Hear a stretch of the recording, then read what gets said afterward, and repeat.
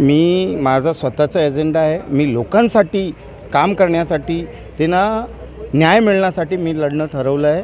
म्हणून मी लढणार. मला कुठलाही सपोर्ट, कोणाचा पार्टीचा पक्षाचा सपोर्ट नको. मला माझ्या समाजाचा सपोर्ट आहे. त्यांनी सांगितले की तुम्ही लढा, म्हणून मी लढतो. ते कोणी काही पण असू द्या. माझा जो एजेंडा आहे, मला लोकांना सांगायचं आहे की तुमच्यासाठी आत्तापर्यंत काय झालं आहे आणि मी काय करून देणार.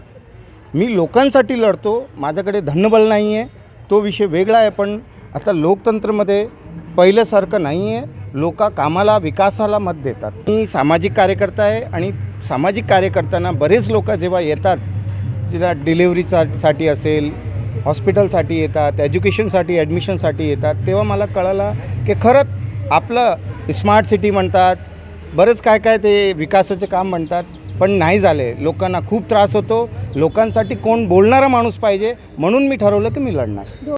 माझं धोरण फक्त विकास करायचं. जे काम झाले नाही आत्तापर्यंत ते विकास कामं करायचं, बाकी काहीच नाही. विद्यार्थी परिषदपासून कामं करतो. माझा 25 वर्ष झाले ह्या फील्डमध्ये हूँ. मी भारतीय जनता पार्टीचा प्रदेश पदाधिकारी होतो आणि बरेच सामाजिक संघटनामध्ये मी काम केलं आहे.